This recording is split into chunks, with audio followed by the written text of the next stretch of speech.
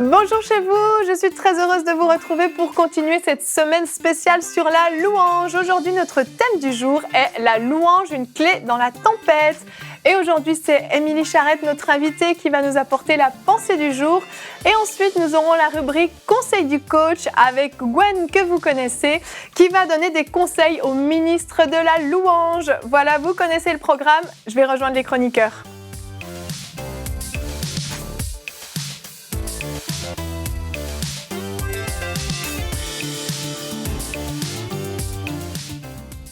Bonjour à vous tous. Bonjour. Salut Evelyne. Vous allez bien aujourd'hui ? Super. Oui. Super. C'est une magnifique journée. C'est une magnifique journée, une magnifique semaine aussi, avec un thème comme la louange. On a eu vraiment de très belles émissions jusqu'à présent et on continue. Y a pas de... Voilà. On ne s'arrête pas en si bon chemin, on va de gloire en gloire pour reprendre ta pensée d'hier, Mathilde. Et aujourd'hui, on va parler donc de la louange qui est une clé dans la tempête. Et effectivement, c'est une réalité. On a vraiment besoin de clés dans la tempête parce que non, la tempête, non, j'allais faire un jeu de mots pourri, mais je ne le ferai pas. Gwen, peut-être ? Les jeux de mots pourris, j'en ai beaucoup, mais je vais pas aujourd'hui. Pas aujourd'hui ? Non. Non, aujourd'hui, on reste professionnel. C'est ça, ouais. J'ai un conseil du coach à donner, donc je suis obligé de montrer. Maintenir le standard. Voilà. Mais par contre, demain. Demain, il se lâche. Non, demain, il se lâche. Ok, on va commencer tout de suite avec la pensée du jour. Émilie, aujourd'hui, c'est toi qui nous apportes la pensée du jour et donc le titre, c'est notre thème du jour, la louange, une clé dans la tempête. Et la vie avec Jésus, c'est pas une vie sans péripéties. Il y a des moments tellement glorieux, tellement merveilleux, mais il y a d'autres moments où il faut qu'on fasse confiance et que, comme un arbre, nos racines se déploient dans l'ombre sans qu'on s'en rende compte sur le moment même. Mais Dieu nous aime tellement. Et il veut transformer chaque situation difficile qu'on peut vivre par une leçon profonde si on veut juste prendre le temps de lui abandonner entre ses mains. Alors, dans Marc 4, 35 à 41, Marc nous raconte l'histoire de Jésus, que Jésus demande à ses disciples de passer de l'autre côté de la rive. Puis, soudain, une violente tempête fait rage dans la mer. Mais Jésus, pendant ce temps, dort dans la barque. Il est réveillé par les cris de ses disciples en panique. Et Jésus se réveille et leur dit, mais pourquoi avez-vous peur? Où est votre foi? Puis Jésus se lève, il menace les flots, il menace la tempête et tout devient calme. Et souvent, pour être honnête, on peut réagir de la même façon devant une situation difficile. Et Dieu, dans son amour, on peut supplier, Seigneur, interviens dans ma situation. Puis il vient, il calme la tempête. Mais est-ce que c'est vraiment la réaction souhaitée de Jésus pour ses disciples et pour nous-mêmes? Et une leçon que Jésus nous apprend dans cette histoire, c'est la puissance du repos en lui. C'est tellement important de se reposer en lui. Et comme Isaïe 30:15 nous dit, c'est dans la tranquillité et le repos que sera votre salut. C'est dans le calme et la confiance que sera votre force. Le repos en Dieu nous rend forts et rend calme notre âme et nous donne l'autorité de marcher comme des fils et des filles du roi des rois et pouvoir déclarer la vie dans nos tempêtes, déclarer la vie au lieu de se plaindre. Mais comment marcher dans cette paix-là? Une clé, c'est vraiment la louange et l'adoration. Quand que les situations viennent contre nous, que notre première Réaction, merci, soit de commencer à adorer le Seigneur, de se concentrer sur lui. Parce que quand on se concentre sur lui, on décentre notre attention nous-mêmes et tout devient plus simple. Le Seigneur nous donne sa paix. Il calme notre âme.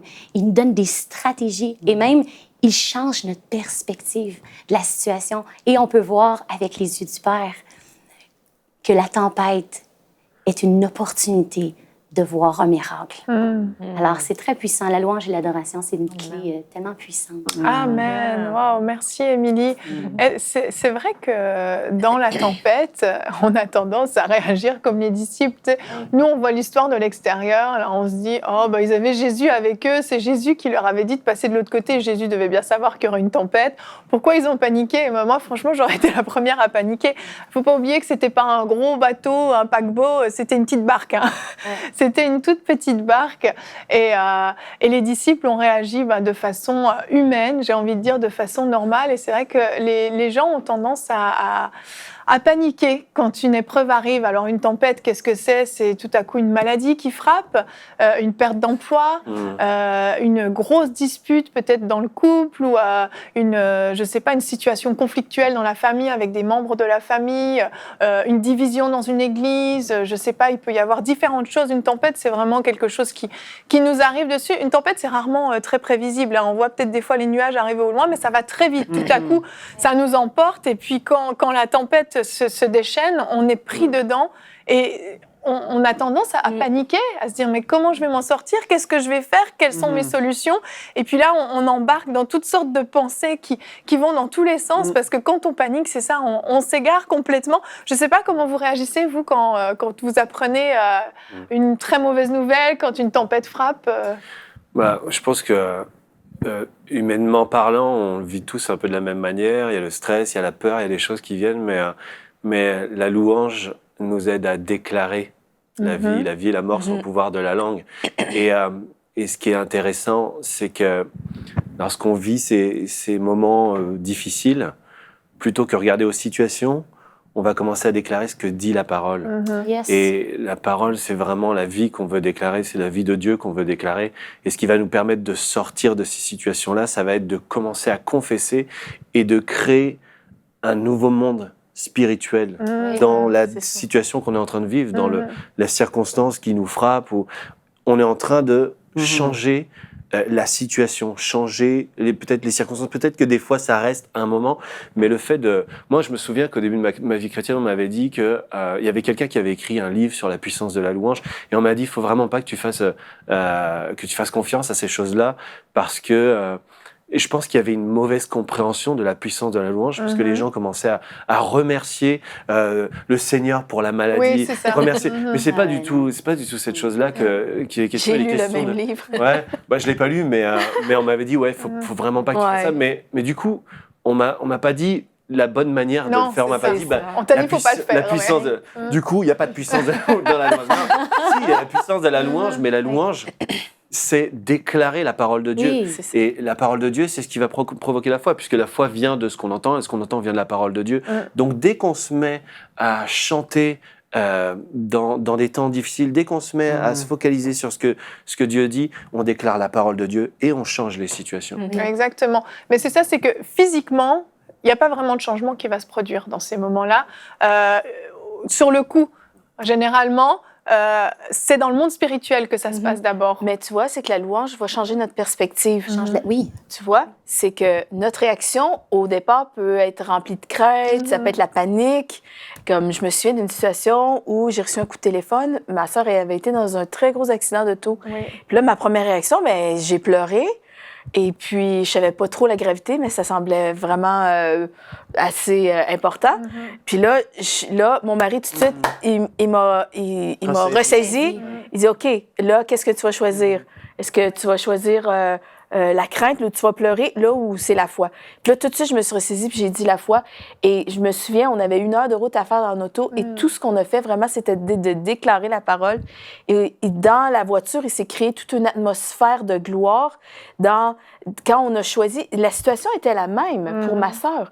Sauf que dans cette situation-là, ça a changé notre perspective, le fait de louer Dieu. Et bien là, je voyais la grandeur de Dieu et j'ai vu ce que Dieu pouvait faire. Sa parole a été élevée au-dessus de l'accident. Sa parole a été élevée au-dessus de ce que les ambulanciers ont pu dire. Et puis, je me souviens, le miracle s'est produit dans ça. Je sais qu'elle était entre la vie et la mort. Après, j'ai su qu'elle était vraiment partie. Et puis, vraiment, elle est revenue. Puis aujourd'hui, elle est en vie pour vraiment témoigner de la gloire de Dieu. Mais ce qui me frappe dans l'histoire de la barque, c'est que ce sont des pêcheurs qui sont habitués à la mer. Ce sont des gens qui sont habitués au flot impétueux. Je veux dire, une petite vague ne va pas les faire retourner au bord. C'était une vraiment grosse tempête. Et souvent, c'est ça, c'est nous, on est habitués, malgré le fait qu'on soit habitués des fois d'avoir des vents contraires, mais le premier réflexe, ils ont paniqué. Et notre premier réflexe doit vraiment toujours d'aller à Dieu, à la louange et d'entrer tout de suite dans ce repos avec Dieu. Ça. Comme Jésus, lui, n'a pas été du tout ébranlé. En plus, il avait été avec Jésus. Ils ont vu les miracles, ils ont vu toutes sortes de choses que Dieu a fait, que Jésus avait fait. Parce qu'on a peur. Quand la peur rentre, on perd complètement. Ouais, complètement. Puis c'est en Jésus qui est l'amour, qui bannit toute peur, mais c'est dans sa présence que là, les peurs, et là qu'on peut marcher vraiment. Puis c'est ça. Exactement. C'est tellement une différence. Nous, on a un moment, deux dernières années ont été tellement difficiles. Puis Seigneur me parlait sur cette histoire-là parce que j'avais pas le choix. Ou je me mets en petit moton, façon de parler, puis en petite boule, puis que je laisse la dépression parce que les situations, naturellement, il n'y a rien qui fonctionnait. Ou que je dis, OK, non, je choisis que peu importe les circonstances, je vais déclarer la vie, je vais louer Dieu. Et quand on le fait, il y a quelque chose qui prend place, qui shift l'atmosphère autour de nous. C'est ça. En fait, ce qui se passe, c'est que déjà, il y a la paix de Dieu qui vient s'installer en nous. Et déjà, ça, c'est extraordinaire de pouvoir être dans la paix dans une situation où on devrait être en panique. Donc déjà là, on inverse les choses. Et puis, il y a la foi qui s'active en nous parce qu'on déclare la grandeur de Dieu, on déclare sa toute-puissance, sa capacité à renverser toutes circonstances. La foi grandit en nous. Et puis, on sait que la foi produit le miraculeux. Et là, toutes choses deviennent possibles, en fait. Alors qu'avant, on était dans une atmosphère où justement rien n'était possible, c'était la catastrophe, tout était fichu, bousillé, il n'y a plus d'espoir. Tout à coup, on commence à louer. Et faut dire ce qui est, quand on prend la décision de louer dans l'épreuve, au début, ça va un peu difficile. Tu sais, ça va durer, ça va pas être forcément. C'est ça. Il faut y aller petit à petit. Mais tout à coup, quand la paix de Dieu, ce repos de la foi, ce repos en Dieu vient s'installer, là, tout devient possible, tout devient beaucoup plus simple. Et on peut regarder le sondage du jour. Justement, on a demandé aux gens quelle est votre attitude quand vous apprenez une mauvaise nouvelle. 19% panique. Bah, merci pour votre sincérité. Oui, on panique, on peut paniquer. C'est pas interdit de paniquer. C'est de demeurer dans la panique qui est forcément ça dépend déconseillée. de la mauvaise nouvelle. C'est quoi, là? Ben On oui. considère quoi comme une mauvaise Ben nouvelle? oui, non, mais une Plus de mauvaise... chip au ketchup, par exemple. Qu'est-ce qu'on fait? On va à l'épicerie. Ça, c'est une situation de panique. Hein. Une mauvaise nouvelle, la grosse mauvaise nouvelle. 61%, j'essaye de garder mon calme. Wow. Donc, on essaye de se maîtriser par nous-mêmes. On peut, les gens souvent font ça, ils se parlent à nous-mêmes, ils essayent de se maîtriser. Mais bon, ça, c'est pas hyper efficace. 20%, je garde mon calme. Merveilleux pour ce 20% qui réussit à garder son calme, c'est formidable. Mais on voit que, humainement parlant, on a beau essayer tout un tas de choses, c'est pas possible. Une mauvaise nouvelle, quelque chose de dramatique qui nous atteint, ça doit avoir un effet négatif sur nous, humainement parlant, je veux dire. C'est normal de réagir. Mais c'est de demeurer dans cette mauvaise attitude. C'est ça, exactement. C'est ça qui est négatif. Puis encore là, ça va même démontrer notre maturité. Oui.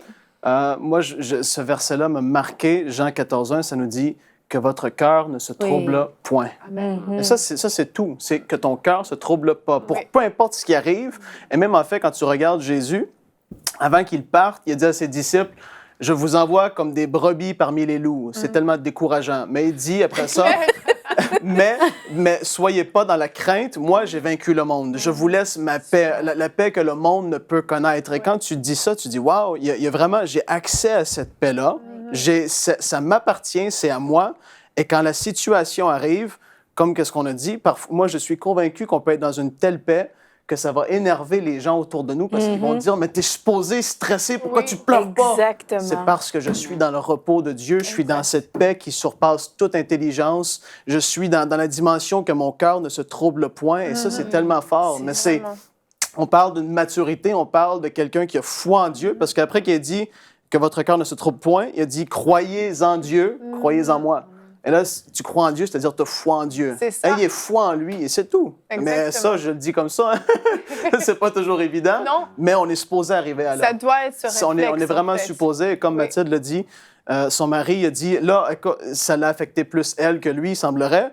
Tu vas choisir la crainte ou tu vas choisir la foi? Et là, des fois, ça peut nous énerver aussi de se faire dire ça. Ben là, OK, non, c'est vrai, je dois choisir la foi, je dois vraiment. être dans cette dimension de paix-là. Après la louange, il faut comprendre aussi, il faut comprendre qu'on n'est pas obligé de chanter je suis super joyeux, ou Mais des non. choses comme ça. Quand on vit un temps, on va vivre il va y avoir un décès. Non, ou puis je ça ne peut sais être pas. simplement des Mais- mots, pas forcément Mais des chants en plus. Hein. l'adoration, c'est tellement, il y a tellement de choses qui sont l'adoration. Mhm. Ça peut être, c'est sûr, ça peut être des chants de louange, des chants de célébration, mais ça peut être aussi juste un chant de confiance ou dire oui Jésus, je crois en toi. Il y a il y a un chant qui dit oui Jésus, je Oui. crois, et ça a l'air tout simple, mais décider de croire dans les moments difficiles, Oui. c'est aussi ça l'adoration. Donc les gens ça. des fois se mettent des choses dans la tête en disant ouais mais comment je vais dire alléluia quand même pendant des situations terribles. T'as pas envie de chanter ça, t'as même pas envie de chanter des Vraiment, fois. Ouais. Mais vraiment. c'est juste des mots, c'est juste une C'est ça. attitude de cœur, c'est Ouais. juste une confiance en Dieu. Et souvent, c'est même la plus belle adoration. Vraiment. Une vie qui marche, un cœur qui marche dans la foi, quoi qu'il arrive. Et on ne s'appuie pas sur la réalité des choses, parce que Exact. la réalité, c'est la tempête, mais on s'appuie sur la vérité, on s'appuie sur la parole de Dieu, et c'est ce qui nous Exactement. fait sortir des situations. Complètement. Et on déclare des choses, on parle à notre âme aussi dans ces moments-là. On dit le contraire de ce qu'on pense et puis peu à peu, ça nous imprègne. On peut regarder, pour terminer ce temps de discussion, notre verset du jour qui est le psaume 28, 7. Et là, on peut vraiment le déclarer et c'est un psaume qu'on peut garder sous la main en cas de besoin. L'Éternel est ma force et mon bouclier. En lui, mon cœur se confie et je suis secouru. J'ai de l'allégresse dans le cœur et je le loue par mes chants. Et c'est un verset que c'est bon de se répéter parfois et de le déclarer. Oui, je suis secouru. Dieu va nous secourir, Dieu va intervenir. Il nous aime trop pour nous laisser dans ces situations-là, mais notre attitude va lui permettre ou non de pouvoir intervenir dans nos situations. Waouh, gloire à Dieu. Merci beaucoup vraiment pour ce temps de discussion. On enchaîne avec la rubrique Conseil du coach qui est une nouvelle rubrique, en tout cas comme on va la faire. Gwen et moi, on va se déplacer, on va aller à côté et puis Gwen va donner des conseils au ministre de louange. Donc restez avec nous, on se retrouve tout de suite. Et nous voilà dans notre rubrique Conseil du coach avec Gwen qui va donner aujourd'hui des conseils au ministre de la louange. Donc si vous êtes impliqué dans le groupe de louange de votre église ou si vous savez que vous êtes appelé à un ministère au niveau de la louange, cet enseignement vous concerne. Donc Gwen, tu as des formidables conseils à apporter au ministre de la louange. On t'écoute. Alors, le ministère de la louange, c'est un ministère à part entière dans l'Église. C'est souvent incompris. On voit que dans les églises, il y a des temps de louange, il y a des temps d'adoration, mais la plupart du temps, on ne sait même pas pourquoi, on ne sait même pas si c'est biblique en fait. Ouais. On ne s'est jamais posé la Est-ce question. biblique ? C'est biblique. C'est biblique. Absolument. Les ministères de louange font partie de ce qu'on appelle la race des Lévites, en fait. Ce sont les sacrificateurs. Et ils ont été instaurés par Dieu. Donc c'est vraiment un ministère, un service que Dieu a mis en place dans l'Église. Okay. Et il faut le comprendre comme un ministère d'aide. Il y a les ministères, disons les ministères dons, qui sont tout ce qu'on sait très bien. Pasteur, voilà. Enseignant, docteur, prophète. Oui, c'est pour ça que je suis ministre de louange. Donc c'est ça, les 5 ministères dons. Mais il y a des ministères d'aide dans l'Église qui sont là vraiment pour appuyer ces ministères. Et là où on voit souvent que ça pêche un peu, c'est que les ministres qui sont appelés à servir dans ce ministère sont souvent isolés et vont prendre ça comme un ministère à part entière, alors qu'ils sont censés collés à la vision d'un pasteur, d'un prophète ou d'un apôtre, etc. Donc ça, c'est un point important, c'est un ministère d'aide, c'est ça. C'est pas un ministère au même titre que les 5 ministères. Exactement, c'est un ministère d'aide. Et c'est puissant déjà de le réaliser parce que ça va nous permettre de connaître la vision, de connaître toute l'étendue qu'il y a dans ce service. Et ce ministère a pour but d'emmener l'Église, l'Assemblée, dans l'adoration spirituelle et véritable. La Bible dit dans Jean qu'il faut que ceux qui l'adorent en esprit et en vérité. Et ce ministère sert vraiment à conduire le peuple dans la louange. Et on le voit dans l'Ancien Testament, on voit que les Lévites vont être souvent mis en première position pour conduire non seulement dans la louange, mais surtout dans des percées, dans des temps de visitation particulière. Et donc c'est ça. J'ai vu que j'ai fait plusieurs coachings comme ça avec des équipes de louange. Et la première chose que je leur ai demandé d'écrire sur un papier pourquoi ils étaient là, quelle était leur vision et comment ils avaient atterri dans le groupe de louange. Et, Ça, c'est quelque chose que vous pouvez faire chez vous?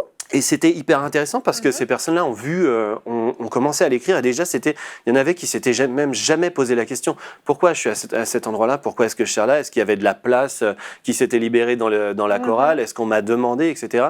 Et ça va faire toute la différence de savoir pourquoi on est dans un ministère. On va s'y intéresser, on va savoir aussi pourquoi dans la Bible, on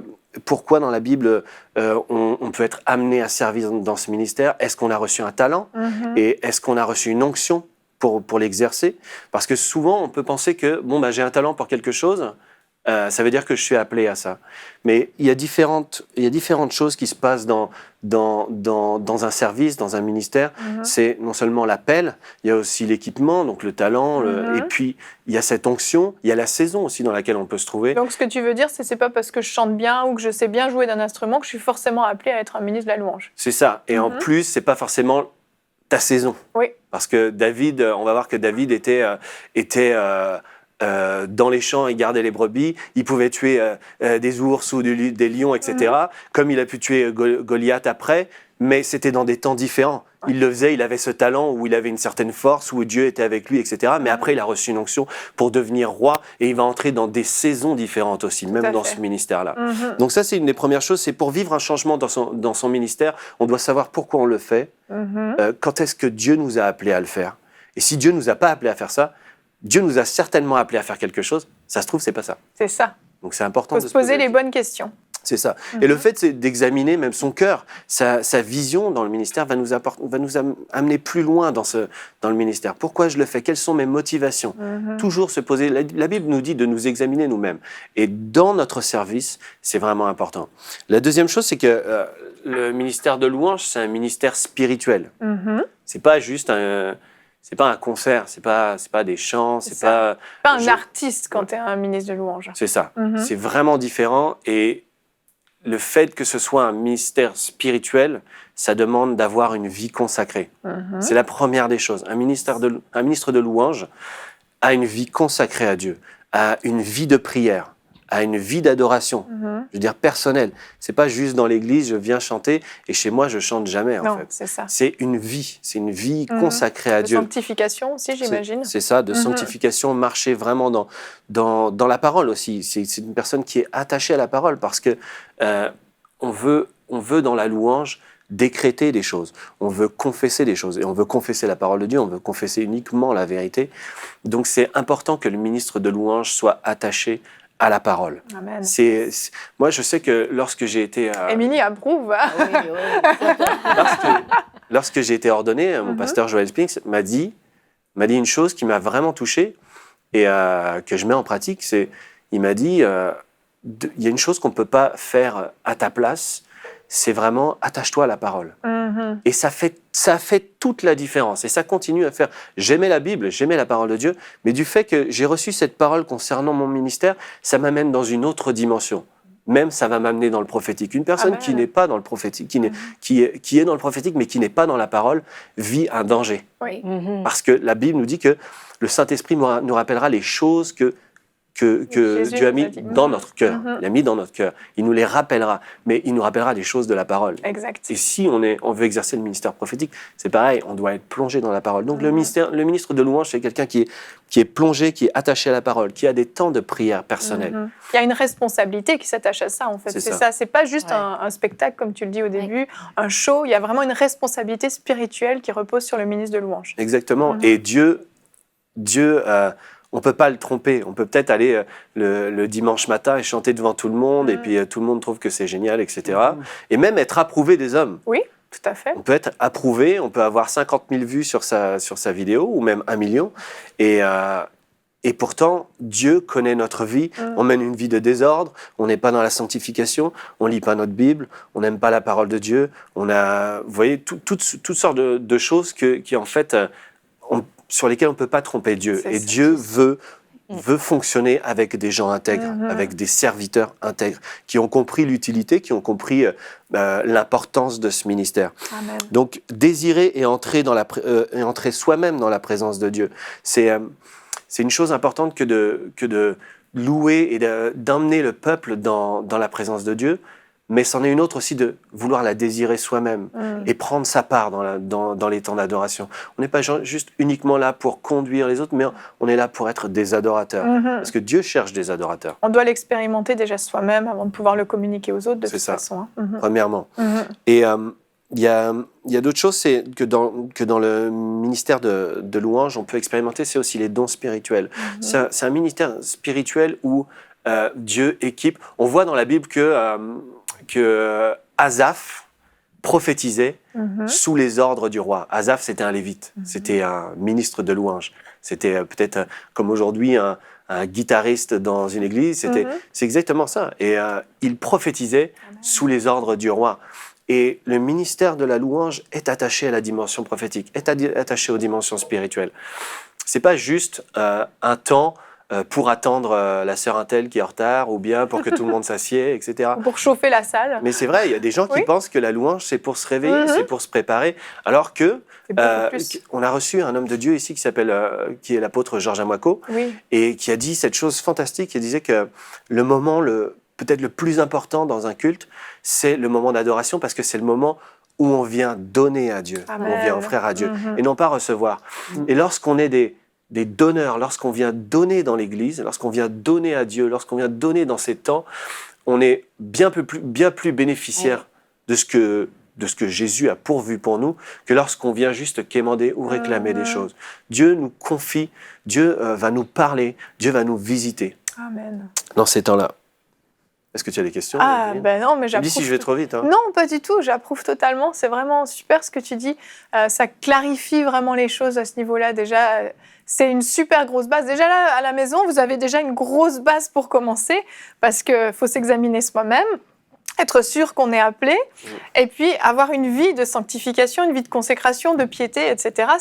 C'est pas juste savoir bien jouer de la musique ou savoir bien chanter. Tu montes le niveau plus haut, puis c'est là où Dieu le place. C'est ça, il faut faire la différence entre le talent et l'onction.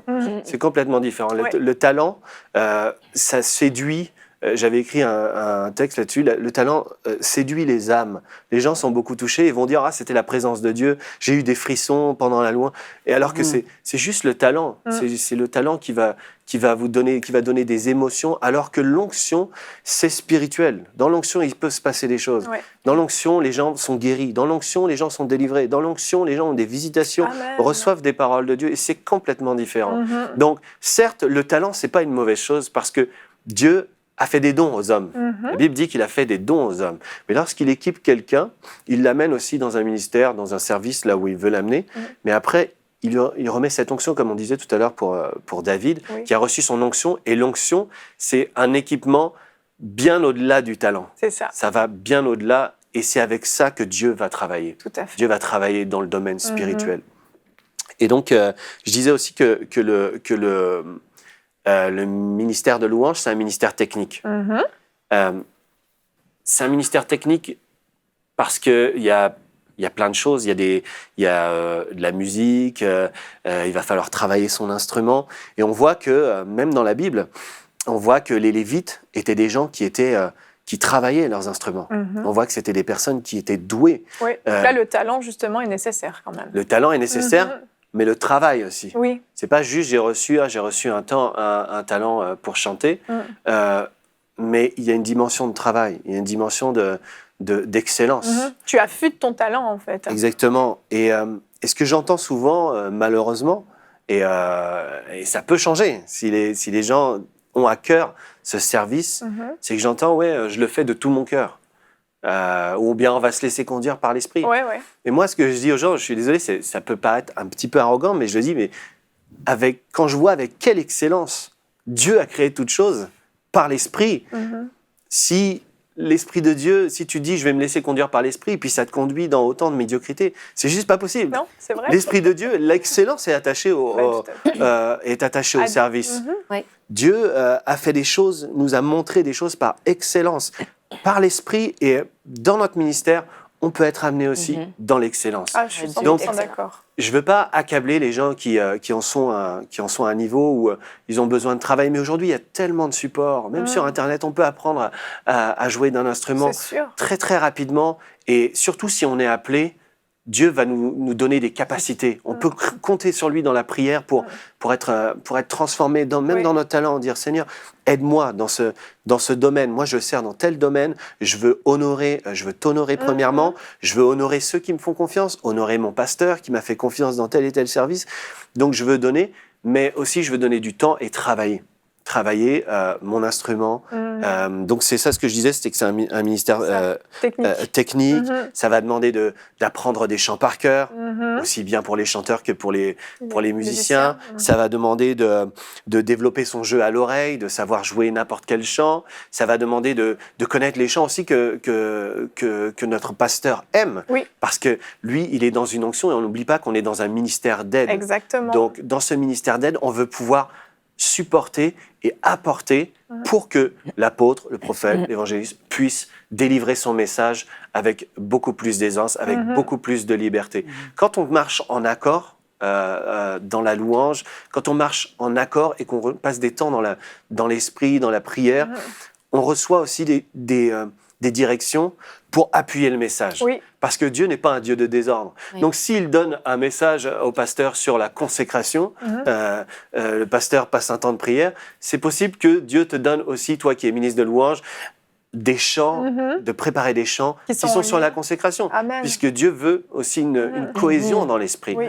Et donc c'est important d'honorer aussi les chants que nos leaders aiment. Donc voilà, c'est un ministère technique. Complètement. Donc c'est important quand même justement, même si on a un talent, de s'entraîner à la maison, de se perfectionner, de prendre des cours de musique, même tout ça, c'est pas, il faut le faire en fait. Il faut le faire parce que déjà la Bible nous dit que l'Évangile ne nous laissera pas sans activité. Moi, je considère que ce verset dit me challenge dans les choses où j'aurais tendance à peut-être rester dans la loisiveté, alors que je peux aller encore plus, aller chercher plus. Certes, je peux demander à Dieu dans la prière, mais je peux aussi faire ma part. C'est ça. Vous savez, David était un musicien.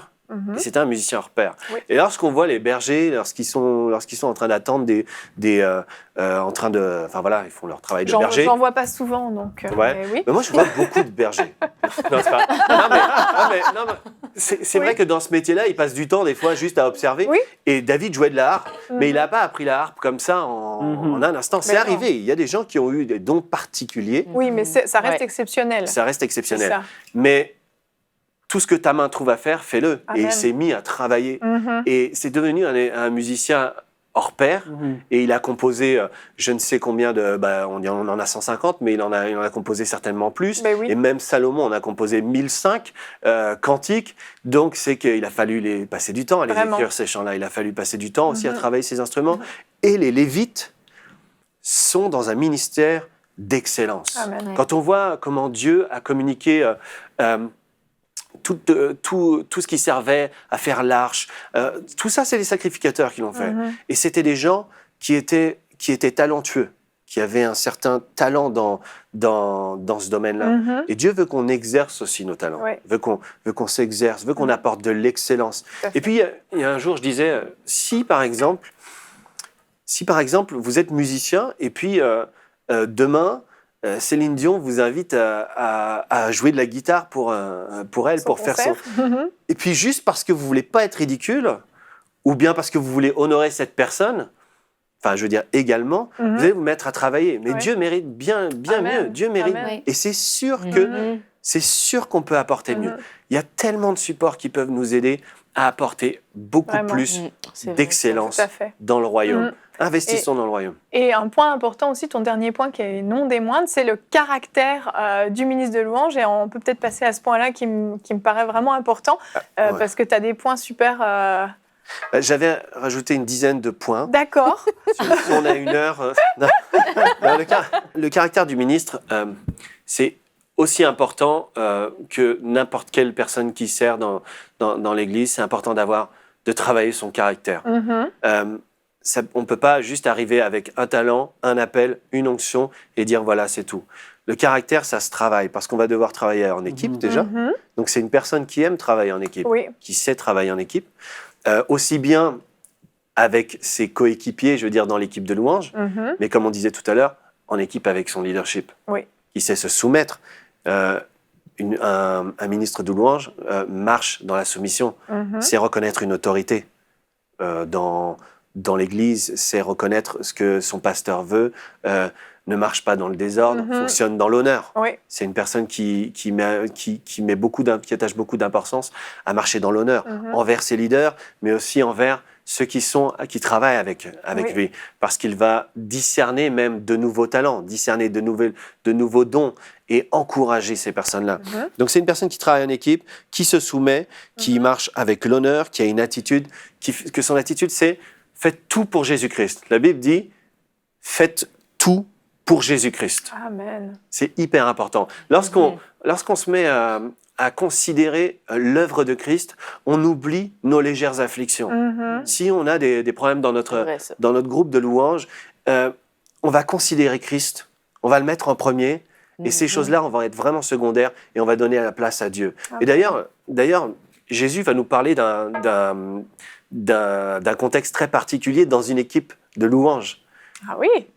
C'est pas tout à fait une équipe de louanges, mais il va nous parler d'un contexte. Il va dire lorsque tu vas présenter ton offrande, si ton frère a quelque chose contre toi, tu dois aller le voir. Et Dieu veut qu'on marche dans ce pardon, dans cet amour, parce que le service ne sert absolument à rien si l'amour n'est pas là, si on n'est pas en train de manifester l'amour. Dieu ne désire pas qu'on vienne chanter à l'église. Dieu veut qu'on soit des représentants de son royaume, aussi bien avec les gens qui nous entourent, mais aussi avec nos frères et sœurs.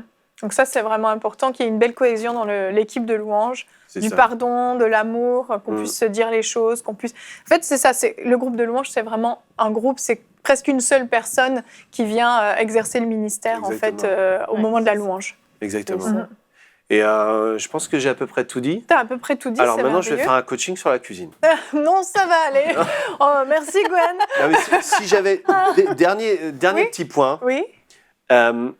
Pour ceux qui nous regardent, soyez ponctuels. C'est important. J'ai appris la ponctualité, moi, avec Mathilde, qui est ma directrice dans l'équipe. Tout à fait. J'ai appris la ponctualité.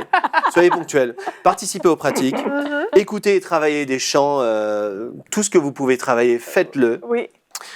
Inspirez-vous de la bonne louange. Ça, c'est important de découvrir de la bonne louange et pas seulement des beaux chants. On les trouve super, on a envie de les faire à l'église, on a envie de les traduire. Mais des fois, juste de la bonne louange qui correspond aussi à la vision de l'église, qui correspond au temps de l'église. Soyez toujours accrochés au ministère que vous servez. Soyez un ministère d'aide. Vraiment, fonctionnez. Si je peux vraiment donner un conseil, c'est soyez un ministère d'aide sous le leadership que vous avez. Vraiment. C'est un point super important. Vous avez été bénis. Oui. Merci beaucoup, Gwen. On a deux ministres de louange avec nous. Et vous approuvez ce que Gwen a dit. Totalement. Non, je parlais aux deux dames. Frank est un ministre de louange en devenir. Dans son espérance. Mais non, Gwen est directeur musical. Gwen, c'est un ministre de louange et c'est fantastique. C'est tout ce qu'elle dit, tout ce que tu as dit, c'était vraiment extraordinaire. C'était des clés extraordinaires. Vraiment, tout le monde devrait connaître ça. Amen. C'est super, vraiment, Merci Gwen. Oui, tu voulais rajouter quelque chose? Oui, on a fait une série avec Pasteur Joel Spinks et avec Mathilde. Tout à on a fait deux séries de vie de foi sur c'est le ministère de la louange. Et j'encourage les personnes qui nous suivent à les suivre. Je sais que j'ai eu beaucoup de témoignages de gens qui ont suivi ces émissions et qui ont...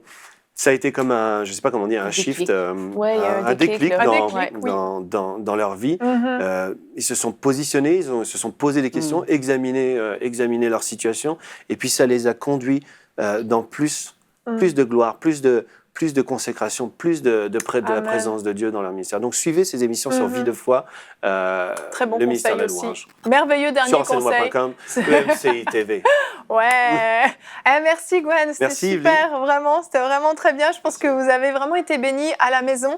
Vous qui êtes impliqués dans le groupe de louanges, comme Gwen l'a dit pour terminer, le point principal, vous êtes un ministère d'aide et c'est vraiment important de garder ça en tête. Vous venez appuyer votre pasteur ou l'enseignant qui est dans votre église et vous êtes vraiment là pour l'appuyer, pour le soutenir et non pour prendre la place devant lui. Parfois, on peut le voir, c'est des choses qui peuvent arriver. Vraiment, vous êtes derrière lui pour le propulser, pour que le message qui va être annoncé soit vraiment déclaré avec puissance, avec onction dans la salle, pour que les vies des gens soient transformées, car au fond, c'est ça le but. Donc, vraiment, encore merci Gwen, et on va se retrouver demain. Demain, nous allons parler, on est toujours donc dans notre semaine sur la louange. Recevez votre percée par la louange, ça va être un bon message. Et on va répondre au sondage. Avez-vous déjà vécu une expérience surnaturelle dans un temps d'adoration? Je vous rappelle que nos sondages sont disponibles sur le site enseigne-moi.com et sur notre page Facebook. Je vais y arriver. Merci à tous. Merci beaucoup, Émilie, d'être venue. Mathilde, on te retrouve encore demain. Émilie, on espère te revoir très bientôt sur notre plateau. Et je vous rappelle qu'Émilie a de nombreux albums, particulièrement son dernier album, Rendez-vous, que je vous conseille. Il est vraiment formidable. Merci à tous et bonjour chez vous.